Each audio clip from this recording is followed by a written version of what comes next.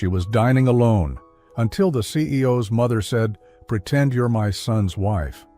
What Grace didn't know was that this one strange request, whispered over dinner by a stranger in pearls, would pull her into a world of quiet power, whispered secrets, and ruthless family politics. A world where love wasn't safe. Lies wore designer heels, and trust had a price. And in the center of it all, Grace would discover a love that began with one small lie, but would change everything. Before we continue, if you enjoy touching and inspiring stories like this one, make sure to subscribe to the channel and leave a like. Now, let's get back to the story. "I hope you don't mind," the elegant woman said softly, already taking the seat across from her, "but I need you to pretend you're my son's wife, just for 5 minutes." Grace almost dropped her fork. It was supposed to be a quiet evening, a rare treat to herself. She had made a reservation at La Griffe, a place she'd only seen in glossy magazines. A world of champagne flutes and low candlelight, where polished silver caught the gleam of chandeliers and no one came alone, except her. And now a stranger with silvery gray hair and eyes like sharpened moonlight had invited herself to Grace's table with the poise of someone used to being obeyed. Her lipstick was perfect, her voice calm but urgent. I'm sorry?" Grace blinked. The woman leaned in slightly, smile soft but determined. "My name is Eleanor. I know this sounds absurd, but I wouldn't ask if it weren't important. That table over there?" She nodded toward a corner near the window, where 2 older women sat watching her closely. "They've been trying to marry off their granddaughters to my son for 3 years. I simply can't bear another polite war over steak tartare." Grace turned instinctively. The women were both wearing diamonds the size of cherries and frowns carved by years of social politics. One of them, in pale pink, whispered something behind her menu, and the other leaned closer to get a better look at Grace. "I only need you to nod when I say your name," Eleanor added, reaching for the wine menu as though this were all part of an ordinary evening. "You do have a name, don't you?" "Grace," she managed. Still stunned. "Grace Linwood." "Perfect. You look like a Grace." Eleanor gave a satisfied nod. "And with that dress. You're already more elegant than anything they brought to the table.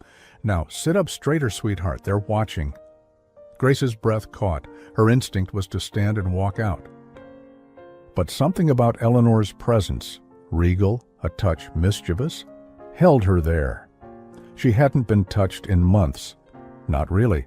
Not since her last job interview ended in a patronizing thank you and a fake email.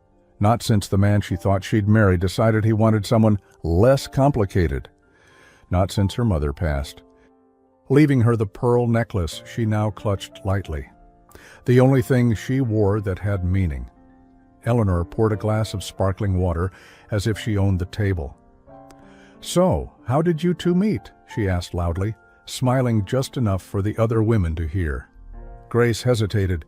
"At a bookstore," she lied softly. Eleanor chuckled, eyes twinkling. "Of course.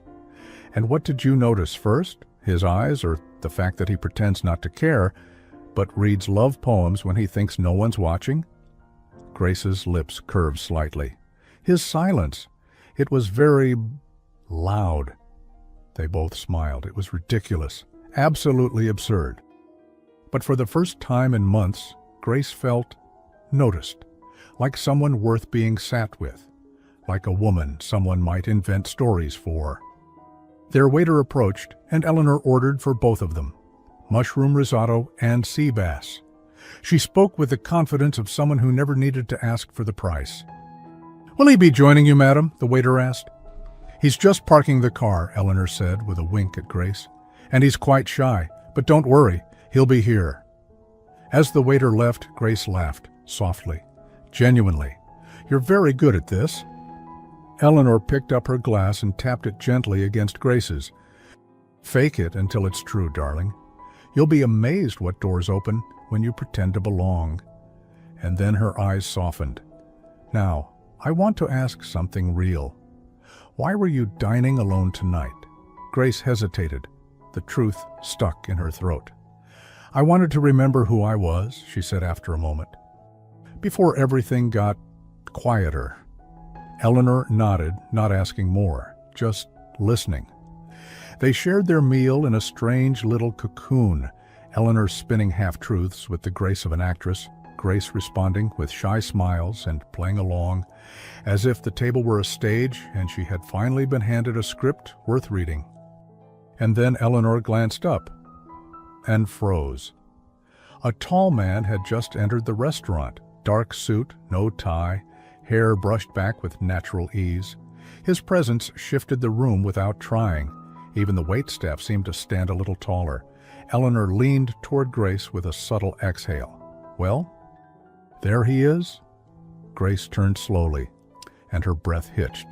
The man walking toward them had the kind of face that didn't need help from lighting. Gray-blue eyes like the edge of a storm, a jaw that could cut through apologies. And as he stepped closer, Grace realized one terrifying truth. He was looking directly at her. "Don't say anything," Eleanor whispered quickly, dabbing her lips with a napkin. "Just smile, like you've loved him your whole life." Grace did. The man stopped at the edge of their table. His eyes flicked from Eleanor to Grace. There was something unreadable in them, not quite suspicion, but not warmth either. "Mother," he said slowly. His voice was deep, steady, a question disguised as a greeting. Grace sat frozen, her hands neatly folded in her lap, heart hammering like a drum. Eleanor, as calm as ever, gestured to the empty seat beside Grace.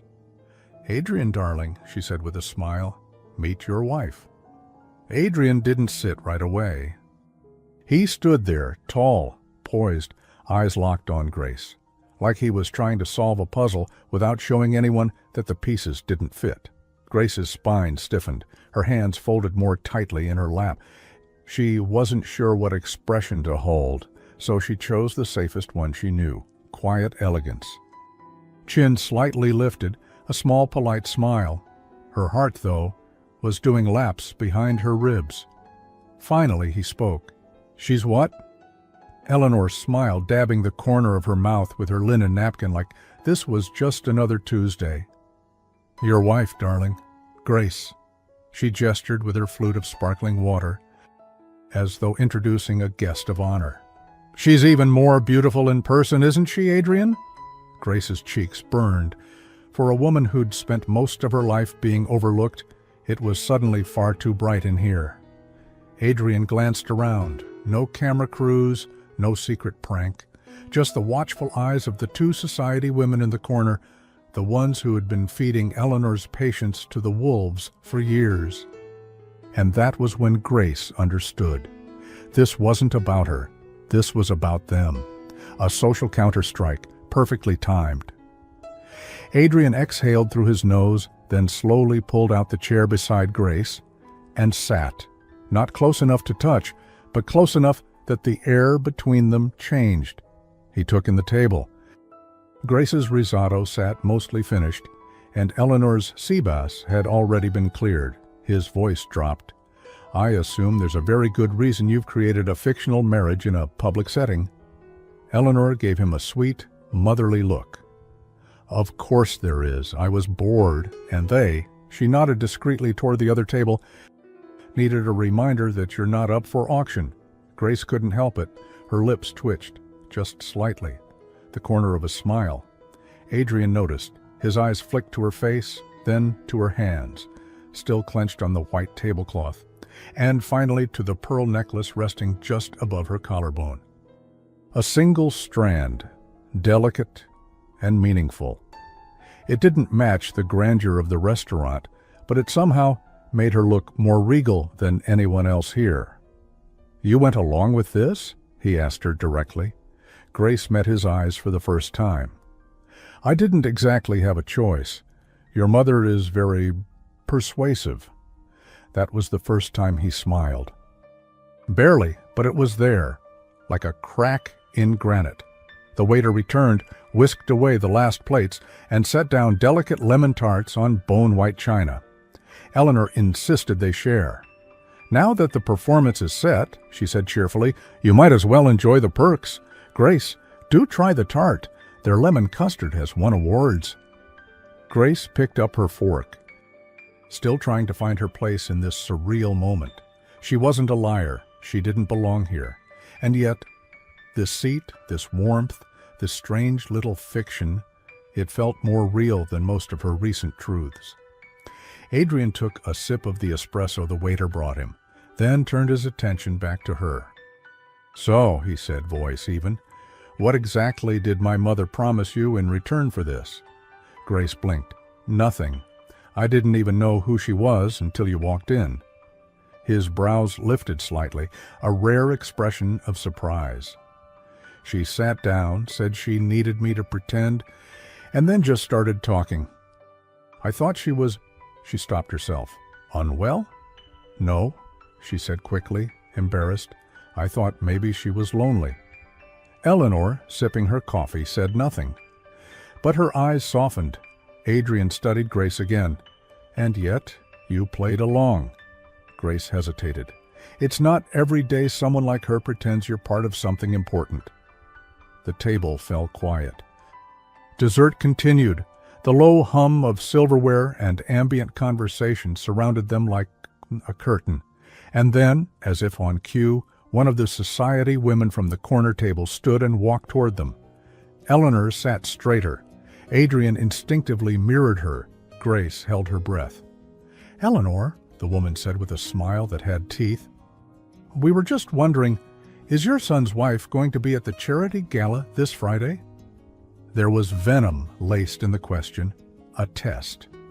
Adrian opened his mouth, likely to correct it all, but Grace moved first. She turned to the woman, smile gracious. "I'd be honored to attend. Thank you for the invitation." The woman froze. Adrian blinked. "Eleanor?" Radiant. "Oh, she's perfect," Eleanor said smoothly, looping her arm through Grace's with gentle pride. "We'll see you there." The woman gave a stiff smile, then turned and walked off, heels clacking like little hammers on marble. Silence again. Adrian looked at Grace, really looked at her. "That was brave," he said finally. Grace shrugged. "I figured we're already committed to the lie." Eleanor lifted her cup in a subtle toast. "Darling, that was the performance of the season. I almost believed you were in love." Grace lowered her eyes, a flicker of something unreadable passing through her. "I should probably go," she murmured, reaching for her clutch. Her fingers brushed the edge of her necklace again, grounding herself. This wasn't her world. Adrian stood when she did instinctively, his upbringing evident in the small gesture. "Let me walk you out." She nodded once, softly. Eleanor said nothing, just watched them go, eyes glowing with something between triumph and hope. As they stepped outside into the cooler air, Grace let the breeze wash over her. The nightlights reflected softly in her eyes. Adrian walked beside her, hands in his pockets, jaw tight. After a moment, he stopped. "I need to ask you something," he said quietly. "Not here, just one block down." She turned to him, unsure. "Please," he added, "it's important." The street was quieter just one block down. The hum of the restaurant faded behind them, replaced by the hush of evening, cars drifting past. Heels echoing on stone, the occasional flicker of laughter from outdoor diners under patio lights. Grace walked beside Adrian, not quite sure if her heartbeat was from nerves or curiosity. He wasn't saying much, just walking, hands in his pockets, gaze forward, as if sorting thoughts into careful columns before speaking. When he finally stopped, it was in front of a small cafe tucked between two boutiques, the kind of place you wouldn't notice unless you were looking for it. He gestured to the door. "Do you drink coffee this late?" Grace hesitated. "Sometimes, when I can't sleep." That earned her a quick glance and, just barely, a smile. Inside, the cafe was dimly lit and quiet. An older man behind the counter greeted Adrian by name. "Your usual?" "Two," Adrian said before turning to Grace. "Unless you want tea." "Coffee's perfect." They sat in a corner booth, far from the windows, near a wall of old books and a crooked lamp that cast warm shadows. For a moment, neither spoke. Then Adrian leaned back, elbows resting on the edge of the table, eyes on her. "You handled tonight better than most people I know in boardrooms." Grace gave a small smile. "I used to work in HR." He raised a brow. "That explains the diplomacy." "And the people-pleasing," she added lightly, her voice soft. "Though I never imagined I'd be using it to fake a marriage in public." That made him chuckle, a low, surprised sound that changed the air between them. "Do you do this often?" she asked. "Let your mother invent relationships to avoid social battles?" His smile faded, though not unkindly. "She means well, but she's tired of watching people try to court me for the company name. The last one sent flowers to my office and my apartment. I don't know how she got my address." Grace sipped the coffee the waiter had just brought. Strong, smooth, and too expensive for her budget. "That's intense," Adrian nodded.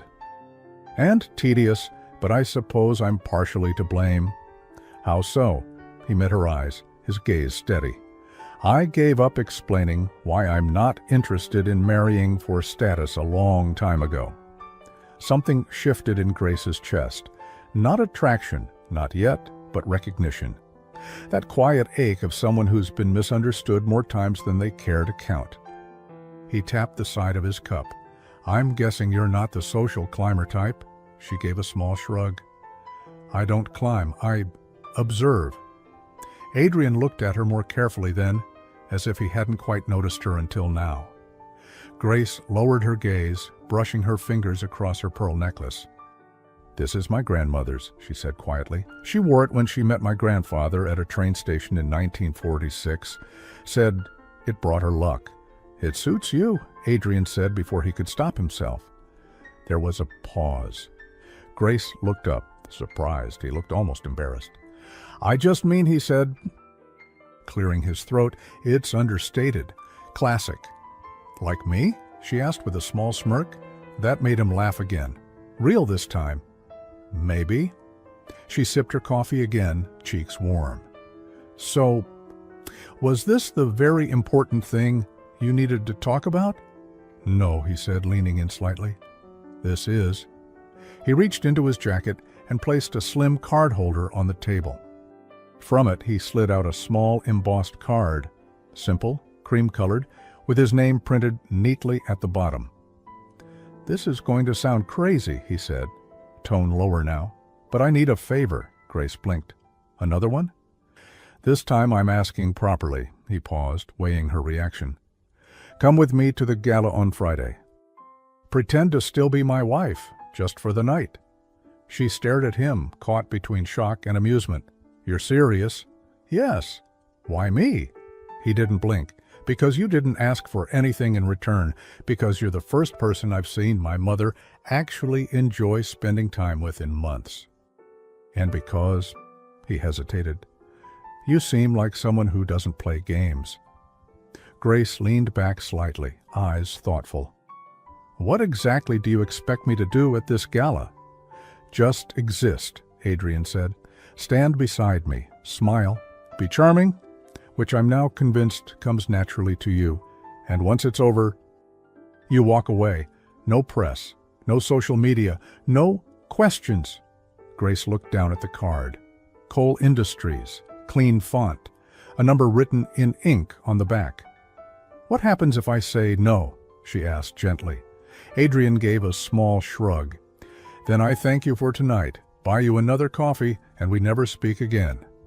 "And if I say yes?" His voice dropped to something almost sincere.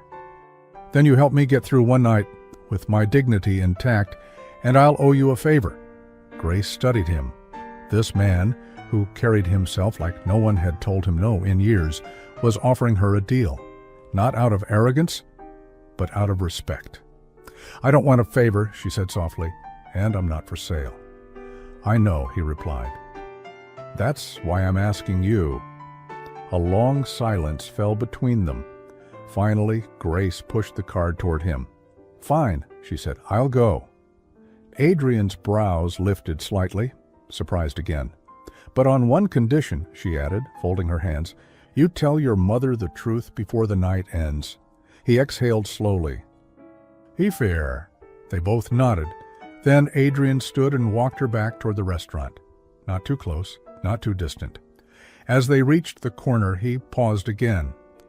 "Do you have something to wear?" Grace looked up at him. "Are you offering to buy me a gown?" "No," he said dryly. "I was going to offer my sister's stylist. But if you'd rather shop alone—" She smiled, amused. "I'll think about it." As she turned to go, his voice stopped her. "Grace." She looked back. "Thank you. Really?" She nodded, her voice almost a whisper. "You still don't owe me anything." And with that, she disappeared into the night, leaving Adrian standing under the soft glow of the streetlight, wondering how a woman like that had walked into his mother's plan and somehow into his mind. When Grace stepped into the penthouse, she immediately regretted wearing shoes with a squeaky left heel. Everything was too quiet. The space smelled faintly of jasmine and citrus, marble floors, tall windows that swallowed the skyline, and a hallway that seemed to stretch into tomorrow. "Grace!" Eleanor appeared from around a corner, radiant in a soft lavender blouse and cream trousers. "Right on time. Come. The stylist is already here, and she's in a mood." Grace followed, heels clicking in awkward sync. "I warned Adrian I'd borrow his wardrobe consultant," Eleanor explained over her shoulder. "But I didn't tell her why, so you'll need to pretend again." "Pretend I'm what?" "My daughter-in-law, of course." Grace opened her mouth, then closed it. At this point, logic had packed its bags and moved to another zip code. In the guest suite, 3 racks of dresses lined the walls like glittering soldiers. A woman in all black with sharp glasses and sharper cheekbones was mid-sentence as they entered. Absolutely not putting her in off the rack. If she's going to be in photos, she needs structure, clean lines, Italian silk. Do you even know how many eyes will be on her? She needs posture, presence. She needs a chance to speak," Grace said quietly. The stylist blinked. Eleanor smiled like a cat in pearls. "Told you she had bite." Grace, surprisingly calm, walked to the far rack and began browsing. "What's wrong with this one?" she asked, touching a deep navy gown with a modest neckline and soft flowing sleeves. The stylist narrowed her eyes. "It's classic." "I like classic. Classic doesn't command a room." "I'm not trying to command it," Grace said, meeting her gaze. "Just pass through with dignity." There was a pause. Then, to everyone's surprise, the stylist nodded once. "Try it on, let's see." 2 hours later, Grace stood in front of a full-length mirror, her grandmother's necklace gently clasped around her neck again. The stylist had worked miracles. The gown fit like it had been waiting just for her. But what startled Grace most wasn't the reflection, it was the feeling. She didn't look like someone pretending anymore. She looked like a woman stepping into a truth she hadn't dared imagine. "You're glowing," Eleanor said from the doorway, holding a tray with tea and small cucumber sandwiches. "Come sit with me before Adrian arrives and eat something. Stylists never feed anyone." Grace followed her to a settee by the window. The city shimmered outside like a spilled jewelry box. They sat in comfortable silence for a moment, sipping tea. "Does he know I'm coming?" Grace asked finally. Eleanor stirred her tea. "He suspects I schemed something, but not the extent." Grace tilted her head. "You do this often?" Eleanor gave a knowing smile. "Not in years, but there was something about you." "What?" "You didn't try to impress me. You didn't ask who I was. And you didn't flirt with Adrian. You were just present. And that's rare." Grace looked down at her hands. "I didn't expect to be noticed." "Then perhaps," Eleanor said gently, "it's time you are." A knock interrupted them. Adrian stepped in and paused. He looked tired, like he hadn't slept well. His jacket was draped over his arm, tie loose, sleeves rolled. But when he saw Grace, his posture changed. Not dramatically, not romantically, but enough. He looked at her as if she'd shifted in his mind, like she no longer belonged in the category he had placed her in. And that startled them both. "Hi," Grace said softly, smoothing the skirt of her gown. "You're not the girl I expected," Adrian murmured before he could stop himself. Grace gave a tiny smile. "Is that a compliment?" "I'm still deciding." Eleanor cleared her throat, not subtly. "Let's have a quick bite before the madness begins." "Grace, dear, you still love salmon mousse?" "I've never had it," she replied, sitting across from Adrian at the small table, now set with tea, finger sandwiches, and delicate glass plates. "You will now," Eleanor smiled. For a moment it was warm, almost normal. They sipped. They joked gently. Adrian asked Grace about books. She asked him why he never smiled in interviews. He didn't answer, but he did smile, a real one. It lasted only a moment, but Grace caught it, and something inside her shifted again. Before they left for the gala, Eleanor excused herself to take a call. Grace stood near the hallway mirror, touching her necklace. Her heart was calm in a way she didn't expect. Adrian approached beside her. They caught eyes in the mirror. "Still sure you want to go through with this?" he asked. Grace nodded. "Are you?" He looked at her, not just her reflection, and said, "More than I was an hour ago." They stepped into the hallway just as Eleanor returned, slipping her phone into her clutch. But her smile had faded. "What's wrong?" Adrian asked. "Nothing," she said too quickly. "Just work politics." But Grace caught the flicker in her eyes. And later, as the elevator doors opened, Eleanor's phone buzzed again. She didn't answer it, but the screen lit up long enough for Grace to catch one line of text. "You should know who you're sitting next to. She's not who you think. No name, no number, just the warning." Grace felt the chill before the doors even closed. The ballroom at the Astoria Grand glittered like it had never known a shadow. Crystal chandeliers spilled golden light from the ceiling, catching on sequined gowns and polished shoes. Soft music floated from a string quartet near the grand staircase, and the scent of white orchids mingled with champagne. Grace stepped inside and felt it all hit her at once. The cold hush of wealth, the subtle games, the pressure behind every smile. It was beautiful and terrifying. Adrian walked beside her, his presence steady, unreadable as always. He hadn't said much on the drive over, but now, with cameras flashing discreetly at the entrance and heads turning with barely concealed interest, he leaned toward her and murmured, "You're doing fine." Grace smiled. "Just enough." "I haven't done anything yet. You walked in. That's half the battle." Their entrance had made exactly the impact Eleanor hoped for. People turned, paused mid-sip, exchanged murmurs over cocktail glasses. Grace felt like every step echoed louder than it should, not just because of her heels, but because she wasn't supposed to be here. Not in this dress, not with this man, not with a past she never asked to be whispered about. But still, she held her head high. She glanced at Adrian, cool as ever, though she noticed the faint tension in his jaw. "Are you always this calm?" she asked under her breath. He didn't look at her. "Only when I'm pretending." She wanted to ask what he was pretending to be. But before she could, someone called out his name, sharp and deliberate. "Adrian!" The voice belonged to a woman in silver, tall, stunning, and clearly used to winning attention without asking twice. Savannah St. James. Grace didn't need an introduction. She'd read the name in online articles.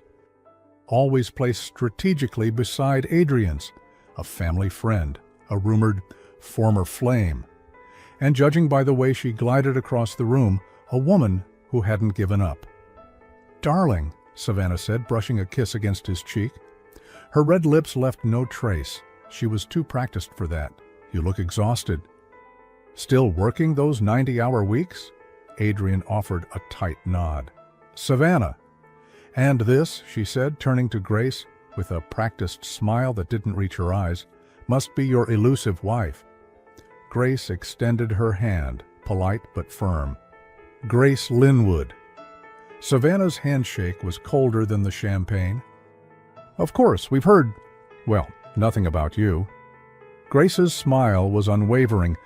"Then I suppose it's a pleasure to be a surprise." Adrian almost laughed.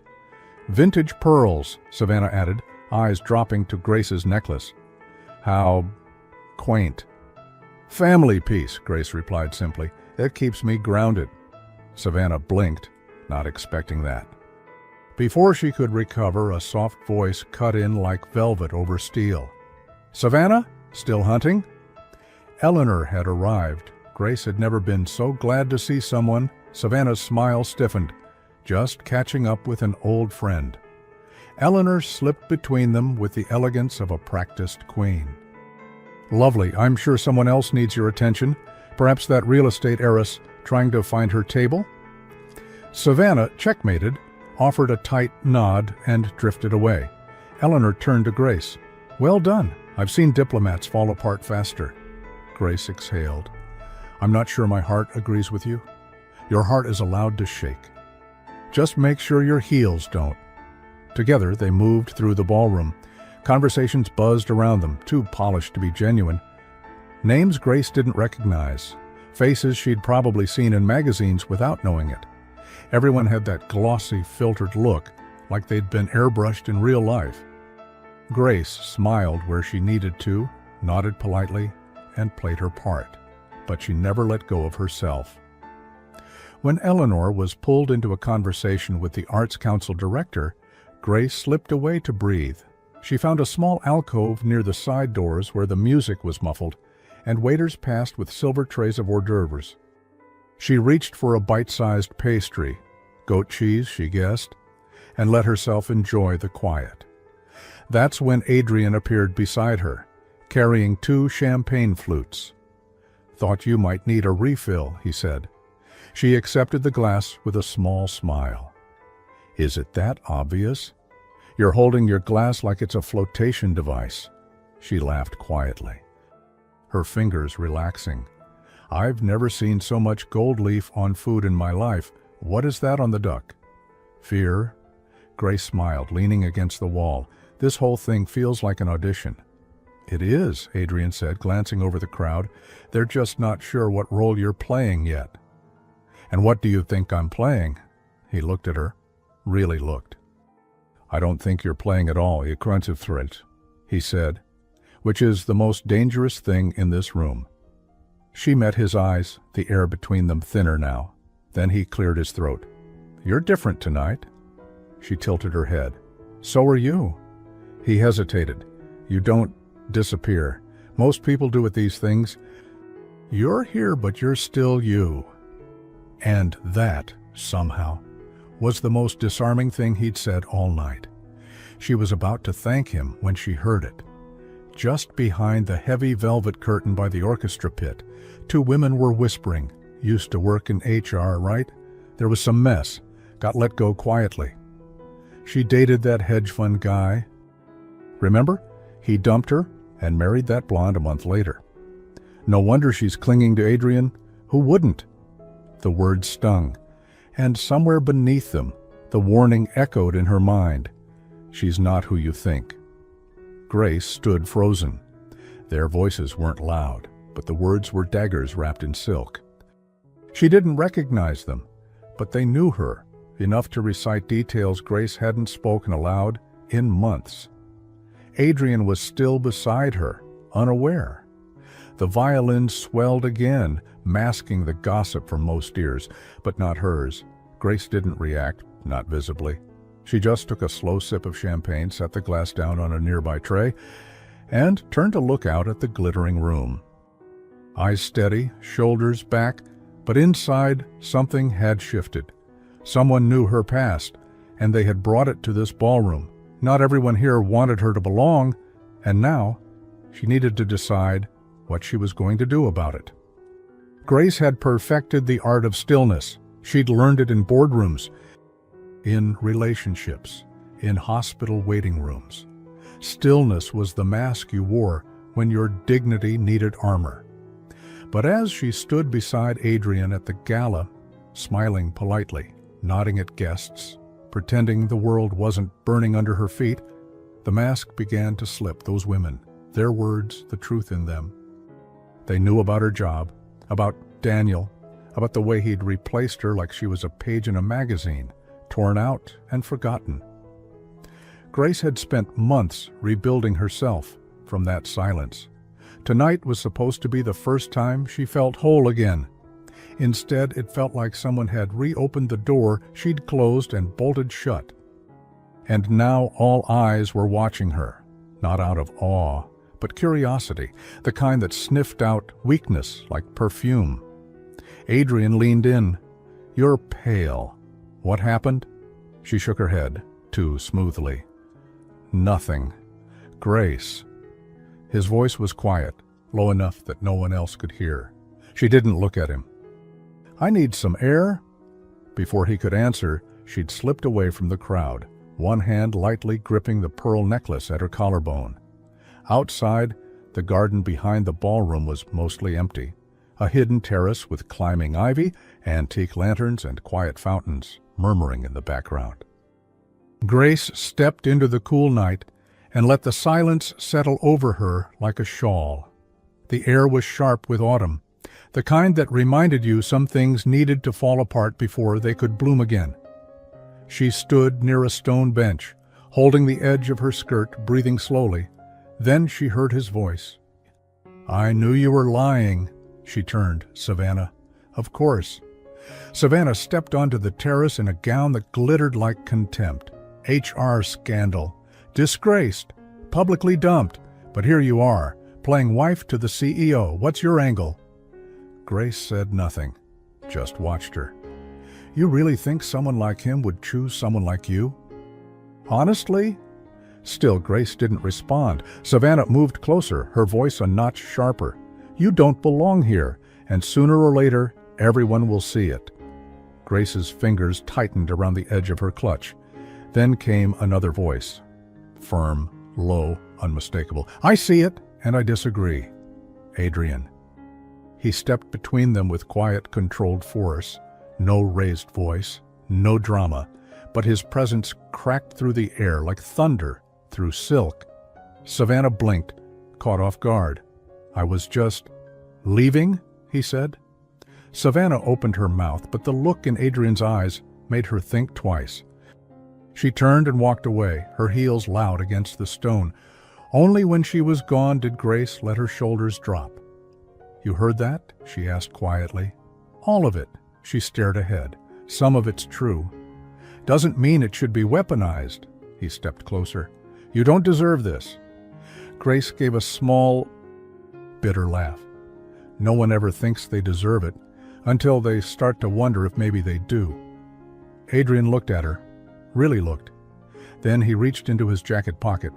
"Come with me." She hesitated. "I'm not asking you to talk," he said. "Just come." They ended up at the far edge of the garden, where a narrow path led to a private side patio, tucked behind a wall of flowering vines. It was quiet, secluded. A single wrought-iron table sat beneath a tree, wrapped in fairy lights. Adrian set down a small plate. "I stole 2 lemon tarts from the dessert table," he said. Grace blinked. He pulled out a chair. "He figured if we're going to survive this night, we deserve something sweet." She sat slowly, the tension in her chest loosening just a little. "You really have no idea how good you are at this," she murmured. "At stealing desserts?" "At showing up at the right moment." They sat in silence, sharing small bites of the lemon tart with their fingers. No silverware, no rules, no audience, just the two of them and the quiet hush of a garden that felt a world away from chandeliers and gossip. "I don't care what they said," Adrian said suddenly, not looking at her. "Whatever happened before tonight, it doesn't define you." She swallowed. "I wasn't trying to fool anyone." "I know," he turned to face her. "You're not some image I need to fix. You're not part of a game, And I didn't bring you here to make anyone jealous. Her eyes met his. Then why did you bring me? He was quiet for a moment. Because you make me feel like myself, he said. And that's rare. Grace wasn't sure what to say to that. So instead, she reached for the last bite of tart and offered it to him. He took it, brushing her fingers as he did. It was nothing, and it was everything. For the first time that evening, Grace smiled. Not for a camera, not for a lie. Just smiled. But the moment didn't last. Footsteps approached. Eleanor stepped into the light, phone in hand, face unreadable. "Adrian," she said gently, "we need to talk." He stood slowly, tension crawling back into his shoulders. She glanced at Grace, her expression softening, then returned her gaze to her son. "I just received a message from an investor," she said. "They told me you're the one who leaked the Paris acquisition news last quarter." Adrian froze. Grace stared at him. "What?" he asked, voice low. Eleanor didn't blink. "Is it true?" The silence that followed wasn't just heavy. It was dangerous. Adrian didn't answer right away. He stared at his mother.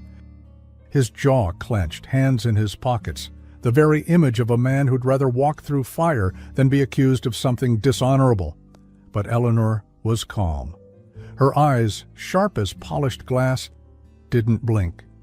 Grace stood a few steps away, still near the garden table, the cool night pressing against her back. She had no part in this conversation, but somehow she couldn't move. "You think I leaked the Paris deal?" Adrian asked, finally, voice low. "I didn't want to believe it," Eleanor replied, "but someone from the investor board sent me a screenshot, said it came from your account." Grace's heart tightened. She watched Adrian, how still he was, how his eyes didn't waver. "It wasn't me," he said, "and you know it." Eleanor exhaled, not in relief, in resignation. "Then you'd better prove it, because if someone's using your name, they've just made you a liability." And with that, she turned and walked back toward the ballroom. Her heels silent on the stone. Adrian stood there, silent, the shadows from the garden lights casting lines across his face.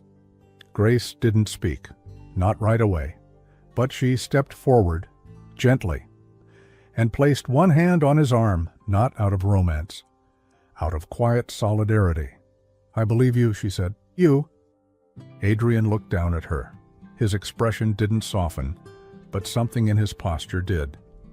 "Why?" he asked. "You barely know me." Grace tilted her head. "Because you look the same way I did when people started whispering about me.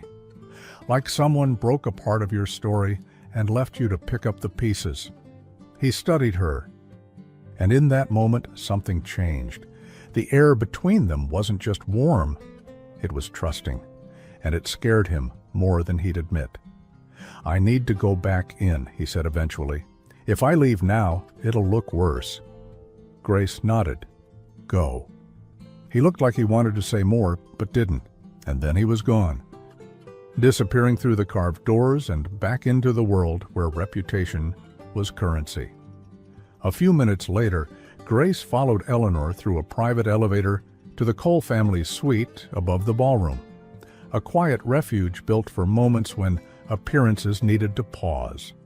Eleanor's sitting room was warmer than Grace expected. It was a high-rise sanctuary tucked away in the Cole family's private suite atop the gala venue. Books lined the shelves. A small fireplace glowed. The carpet was a rich navy with gold accents, and the windows framed the Manhattan skyline like a painting. Eleanor poured tea with steady hands, then added 2 chocolate biscuits to a porcelain dish. "I always keep these for emergencies," she said. "Tonight qualifies." Grace offered a faint smile, still trying to find her place in all this. "I didn't mean to overhear anything," she said carefully. Eleanor waved it off. "Please, if we all waited for privacy in this world, we'd never say anything honest." They sipped in silence for a while. Then Eleanor glanced up. "You trust him?" It wasn't a question. Grace looked down at her tea, fingers curling around the cup. "Yes." Even now? Grace nodded. Why? Grace reached for her necklace, fingers brushing the single strand of pearls. Because I've seen people lie to survive. He's not lying. He's protecting something. Eleanor tilted her head. And what are you protecting? Grace blinked.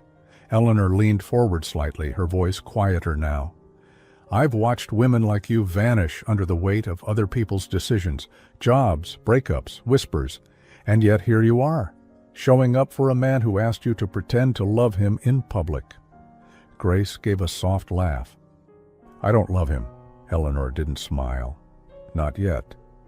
The silence between them stretched, not awkward, but reflective. Then Eleanor set down her cup. I didn't bring you here because I needed a distraction. I brought you because I saw something in you Adrian forgot how to recognize. What? Character. Grace stared at her. Be careful, Eleanor added softly. If you let yourself fall, fall with your eyes open. Grace nodded once. She understood, more than Eleanor probably realized. Later that night, the gala was beginning to thin. Cars pulled up in gentle rows. Laughter floated out of open doors, and Grace found herself standing outside the coat check, waiting for the driver Adrian had quietly arranged. She was wrapped in a soft shawl now, her heels in hand, her hair falling loose from where it had once been pinned with perfection. And then, from the shadows near the side exit, Adrian appeared. He looked different, not just tired, stripped back. The CEO's shell cracked, just slightly. I didn't want to leave without saying goodnight, he said. Grace smiled. Technically, you still haven't. He stepped closer. I meant what I said in the garden. You don't deserve any of this. I've survived worse, she replied gently. He shook his head. That's not the point. You shouldn't have to survive your own reputation. Grace swallowed. Neither should you. They looked at each other, really looked. And then he said something so quiet it barely touched the night air. The reason I brought you here wasn't just about my mother, she blinked. What do you mean? He hesitated, then took a small step closer. I saw you that night in the restaurant, he said. Before my mother even spoke to you, you were sitting alone. And you looked like someone who had decided to be alone, not because you wanted to, but because you didn't trust anyone else with your silence. Grace stared at him. You reminded me of myself, Adrian said softly, and that scared me. Before Grace could answer, a flash caught her eye. Across the street, near the valet canopy, a figure, someone with a phone in hand, watching them. Flashing lights, subtle but unmistakable. Not paparazzi, something worse. Deliberate. Adrian followed her gaze, but the figure disappeared before he could react. Grace stepped back. Someone saw us. Adrian's expression hardened. We need to find out who. The sound woke her, not suddenly, but slowly, like a tap at the edge of a dream. Ping, buzz, buzz. Another. Grace blinked her eyes open to the soft morning light bleeding through gauzy curtains. The vibration of her phone had already migrated across the nightstand like a restless insect. She sat up slowly, brushing a tangle of hair from her face. Her phone screen was lit with chaos. 12 missed calls, 42 new messages, and at the center of it all, a photo. It wasn't even dramatic. A quiet shot taken at the edge of the garden at last night's gala. Warm light behind them, ivy glowing gently under fairy lights. Grace in her navy gown, leaning slightly toward Adrian, his hand on the small of her back. Their faces close, talking, unaware, but the angle, the timing, the softness of the scene. It looked like something real. And now, it was everywhere. Who is Grace Linwood? Mysterious woman at Adrian Cole's side sparks media frenzy? Romance or ruse? The CEO, the pearls, and the woman nobody knew. Grace's mouth was dry. Her fingers hovered above the screen as new messages poured in. Did you know you're trending on Twitter? Is this a publicity thing? Your pearls. Iconic. Wait, didn't she get fired last year? That one stung. Her chest tightened.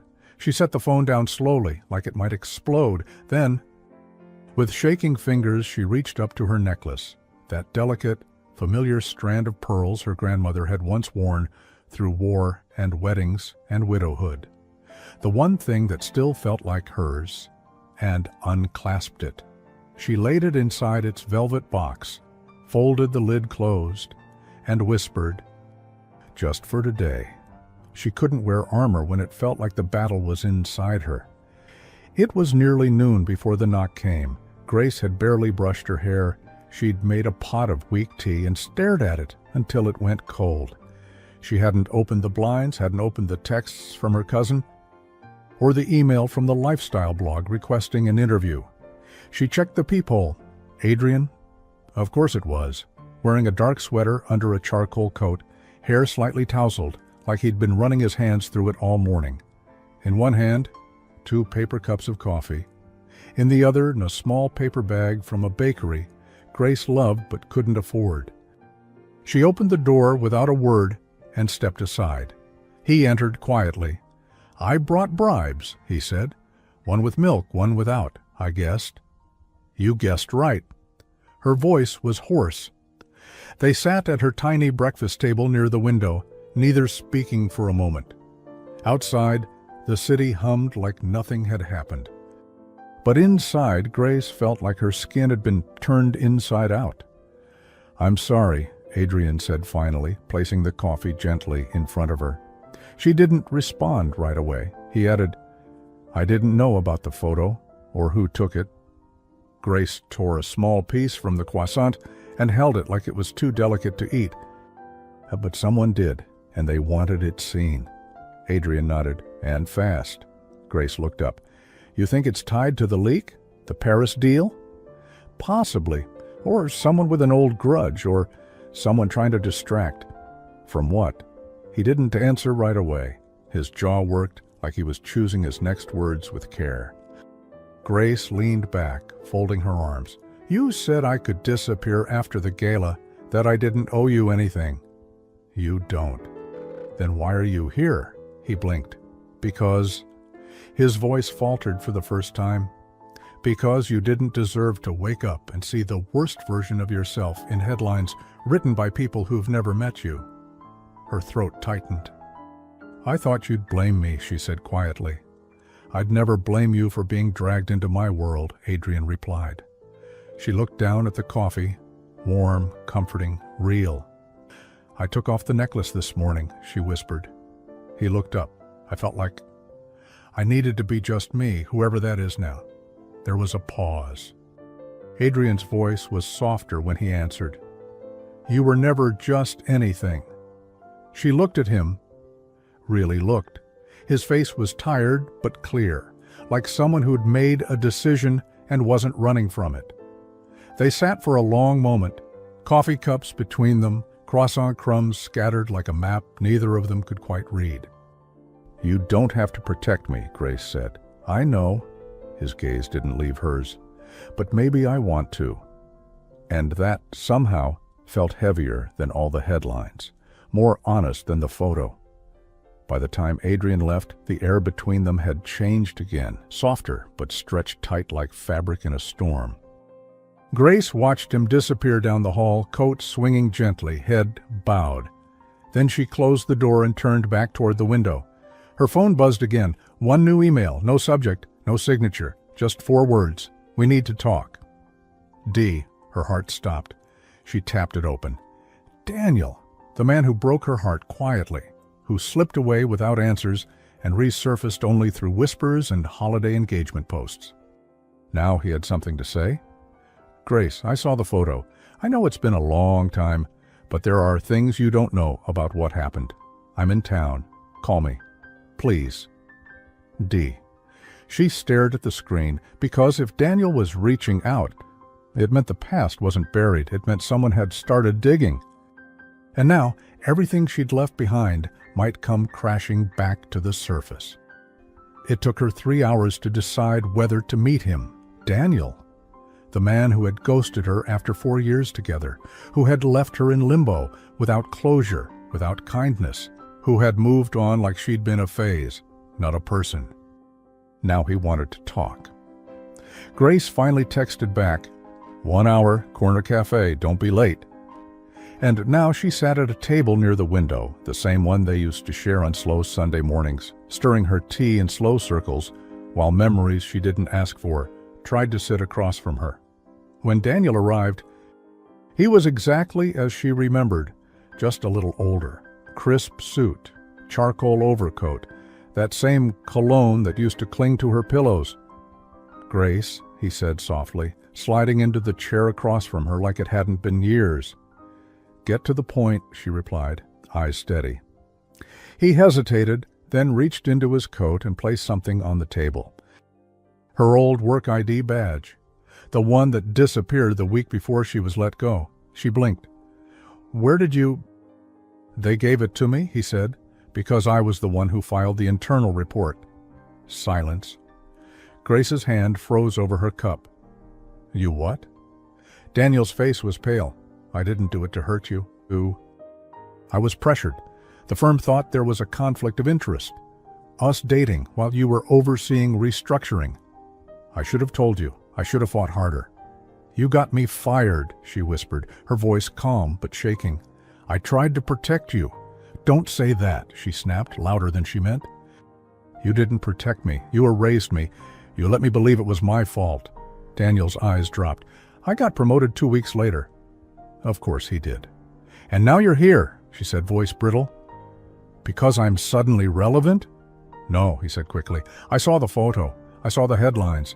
And I realized you deserved the truth before someone else spun it first." She stared at him. The betrayal landed slower this time. Not a slap, but a bruise that had never really healed. She stood. "Thank you for the truth. I won't forget it." She left her tea untouched, and she didn't look back. That afternoon, back in her apartment, Grace opened the velvet box and pulled out her necklace. She didn't put it on. She just held it in her hand, resting it in her palm, like a truth that had waited patiently to be accepted. For the first time, she didn't wear it like armor. She simply let it exist. The door buzzed minutes later. It was Eleanor, dressed in a pale gray coat, soft scarf around her neck, holding a small white box. "I brought shortbread," she said. "The kind with the flaky edges. You need that right now." Grace let her in without a word. They sat in the tiny living room, the box open between them, the air quiet and kind. "I heard about the photo," Eleanor said softly. "And about Daniel." Grace sighed. "News travels fast in your circles." "It wasn't my circles," Eleanor said. "It was Adrian. He told me everything." Grace paused. "Everything?" "He's angrier than I've seen him in years." That surprised her. Eleanor leaned forward. "You didn't deserve what happened, back then or now. But if it helps, I think this chaos might have shaken something out of him." "Like what?" "Like the idea that a heart can stay untouched just because it's protected." They shared a quiet moment. No dramatics, no tears. Just two women who had learned that life didn't always announce its turning points. Sometimes it just delivered them. Eleanor gently pushed the shortbread box toward her. "Eat. Strength is overrated on an empty stomach." Grace smiled, took a piece, let the buttery sweetness ground her. Then Eleanor stood to leave. At the door, she turned. "Put the necklace on when you're ready," she said. "Not because it makes you strong, but because you already are." And then she was gone. That evening, just as the sun slipped below the skyline, Grace's phone buzzed again. One new voicemail, from Adrian. She opened it slowly, pressing it to her ear. "Hey, I don't know if this is the right way to say this, but I needed you to hear it without me watching your face. You changed something in me. The way you walk into rooms, quiet but whole, the way you say exactly what you mean. I know I said this started as a favor, but it's not that anymore. I want to see you. As you are, no pretending, no stage. If you don't want that, I'll understand. But if you do, call me back." Grace's heart stilled. But the voicemail wasn't the only message waiting for her. A second notification blinked. Email. Forwarded voicemail. Thought you should hear this. Sent anonymously. Same voicemail. Same file. Grace opened it, and that's when she realized someone else had received Adrian's message too, and they weren't keeping it private. By 9 a.m., Grace's voicemail had been played on national morning shows in 4 countries. Not her voice. His. You changed something in me, the way you walk into rooms, quiet but whole. I want to see you, as you are. The hosts argued over tone and context. One called it romantic, another foolish. One said he sounded unprofessional. Another asked if she was just the flavor of the moment. No one asked if it was real. No one asked what it felt like to hear your private self dissected like a case study. Grace stayed off social media. She didn't open her email. She didn't touch the coffee she made, or the tea she boiled, or the toast she burned. She just stood by the window of her apartment, wrapped in the silence. Across the room, her grandmother's pearl necklace sat on the desk, the velvet box open, the pearls glowing softly in the gray morning light. Grace stared at them for a long time, then turned away. By late morning, the headlines had shifted from scandal to speculation. Adrian Cole to address media, resignation incoming. Who is Grace Linwood really? Can a man like him fall for a woman like that?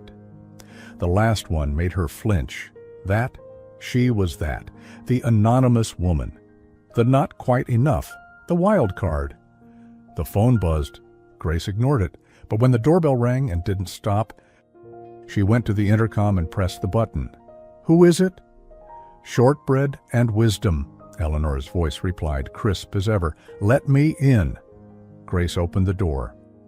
Eleanor entered with a bakery bag in one hand and an energy that somehow managed to be both fierce and maternal.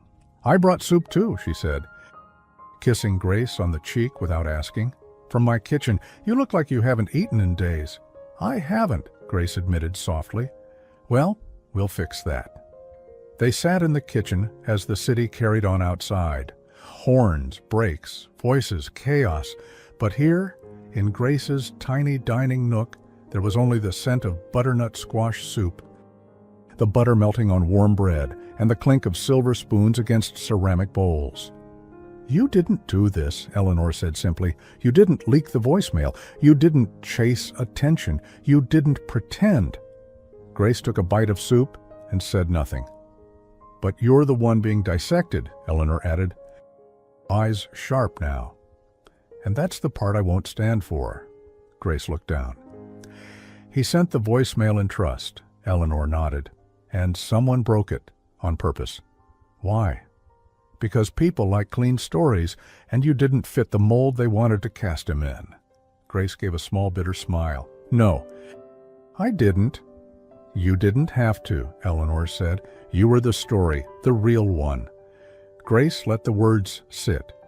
Eleanor stood and crossed to the desk in the corner. She picked up the velvet box, opened it, and turned to face Grace. The first time you wore this, it was protection, she said softly. Now, let it be permission.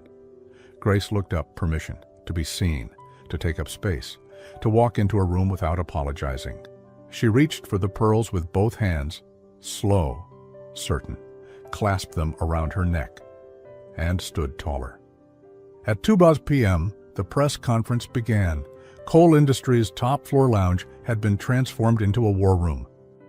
Glass walls, soft lighting, cameras angled from every side. Executives in charcoal suits sat like rows of statues. Publicists hovered behind reporters. Adrian stood behind a sleek podium, a stack of notes in his hand, though he didn't glance at them once. He looked different, calm, but not cold. More human than anyone expected. This isn't a scripted statement, he began, and I don't expect it to fix everything, but I need to speak plainly. The room fell still. I sent that voicemail, every word of it, not because I was reckless, but because I finally stopped pretending. Clicks from camera shutters filled the air. Being in this position means people expect polish, control, distance, but I've learned none of those things matter without truth. He paused. There's someone I met. Her name is Grace Linwood, and she reminded me of something I'd forgotten, how it feels to be seen for who you are, not for what you do. The silence stretched long. She never asked to be in the spotlight, never asked to play a role. And when everything around us became a performance, she was the only one who stayed real. A murmur from the side of the room, a whisper. Reporters turned. The elevator doors had opened, and Grace had stepped in, pearl necklace shining like quiet defiance. She wore a fitted navy blouse and tailored trousers, simple, elegant, not curated for spectacle, but for self. She walked across the floor slowly, calm, controlled, not hiding. And as she moved closer, Adrian's eyes found her. He didn't blink. He didn't falter. He just smiled, softly, gratefully. Grace stopped beside the podium, looked at the press, looked at him. He turned back to the cameras. I won't apologize for loving someone who taught me how to live with honesty again, Adrian said. But I will say this. If integrity still matters in leadership, then I stand by every word of that voicemail, gasps. Flashes, notes scribbled in haste, and then applause. Scattered at first, then growing, not thunderous, but enough to say, this was truth, and truth still counted for something. The applause echoed across the glass walls like an aftershock. Grace stood still beside Adrian, the camera flashes still chasing them. But she didn't flinch. She wasn't the story being told anymore. She was the one telling it. Adrian reached for her hand subtly. She didn't pull away. It wasn't a gesture of ownership. It wasn't performance. It was grounding. One heartbeat to another. Reporters surged with new questions. PR assistants hovered nervously at the back of the room. One of the board members, the oldest one, stood slowly, muttered something into his assistant's ear, and walked out. Eleanor stood against the far wall, arms crossed, watching, waiting. She'd seen this all before. But this time, it was personal. 10 minutes later, the room was cleared. Press exited. The board requested a private session with Adrian immediately. Eleanor intercepted them, as expected. Give him 10 minutes, she said smoothly. I believe he's earned it. They didn't argue. Grace and Adrian remained in the lounge, alone for the first time in days. No spotlight, no pretense. Just silence and the tension that lingers after two people bear too much of themselves in public. Adrian exhaled. You didn't have to come. I did, she said, because I'm not going to live my life hiding from rooms anymore. He smiled. You walked in like you owned it. I walked in like I belonged, she corrected. There's a difference. They stood in front of the city skyline, the soft hum of Manhattan beneath them. Adrian's voice dropped. This might cost me everything. Then maybe you needed something worth risking it for. He looked at her, and she didn't look away. But before either could speak again, the door opened. Eleanor stepped in, holding a thick envelope. Thought you'd want to see this before your meeting, she said, handing it to Adrian. He opened it slowly. Inside, email printouts, metadata logs, and one name highlighted in yellow, Savannah St. James. Grace frowned. What is this? Eleanor sat. Security traced the leak. It was Savannah. She had access to the server from a prior consulting role. She pulled the voicemail from internal messages using an outdated access token, sloppy. She leaked it? Adrian's jaw tightened. She forwarded it, Eleanor said, to 3 reporters, all anonymously. But digital fingerprints don't lie. And the Peristyle leak? Grace asked. Eleanor nodded. Same sender. Savannah was trying to discredit Adrian long before this. She just didn't have a good enough narrative until you came along. Grace looked down, fingers brushing the pearls at her neck. So I was her weapon. You were her threat, Eleanor said. She just used the tools at her disposal. Women like Savannah never want the crown, just the power to decide who wears it. Adrian stood silently, scanning the pages again. "You should fire her publicly," Grace said. Adrian shook his head. "No, I'm going to do something worse." Grace blinked. "Worse? I'm going to stop pretending she still matters." The board meeting was brief. Adrian entered with Eleanor at his side. He presented the report, outlined the digital trail, and offered them two paths. Let Savannah be the distraction. Keep things quiet. Spin the narrative. Let him take a short leave. Implement transparency reforms internally and return, not as a corporate puppet, but as a man who no longer lived inside a cage of polished sound bites. They chose the second, unanimously, and the first person Adrian told was Grace. 2 weeks later, on a quiet Sunday, they met again, not in a restaurant, not under chandeliers, not even in a boardroom, but in Eleanor's garden, a green, overgrown haven behind her townhouse with chipped teacups and mismatched chairs and a breeze that smelled faintly of lilac. Grace wore linen and soft sandals, the pearls again, not for protection this time, but because they felt like home. Adrian poured tea awkwardly. "I've never done this before," he said, setting the pot down. "Made tea? No, sat in a garden with someone who actually likes me." She smiled. "I do." He glanced up. "Still?" "Yes, even now." They shared shortbread, again, and laughter, and the kind of silence that doesn't need to be filled. Then he asked, almost shyly, "Do you want to start again?" Grace raised an eyebrow. "What do you mean?" "Not pretend, not perform, just start. As you and me. No press, no title, no rescue mission." She studied him. "You're asking if I want something real?" "Yes." "Then say something that matters," she said. Adrian leaned forward, heartbeat in his eyes. "I missed you," he said, "even when you were standing right next to me." Grace smiled, and it reached all the way into her chest. "I missed me too," she whispered, and they sat like that under the trees, letting the moment be enough. Because finally, it was. 2 months later. The cafe was small, charming, with hanging plants brushing the window glass, and a vintage record player spinning soft jazz in the background. Grace chose the corner table by the window, where the morning light poured in just right, golden, gentle, like everything she'd come to cherish lately. She wore a soft olive green dress, simpler than the emerald silk from that first night, but just as graceful. The pearl necklace still circled her neck. Only now it felt less like a memory and more like a promise quietly fulfilled. Adrian arrived a few minutes later, jacket folded over his arm, hair slightly messier than usual. He carried 2 coffees, one with a delicate foam heart, hers. "You beat me here again," he said with that slight half-smile that had become his signature when he was around her. "I like watching people walk in," she said. "It reminds me the world doesn't revolve around us." They sat in silence for a moment. Not the awkward kind, but the rare sacred kind that comes only when 2 hearts already recognize each other.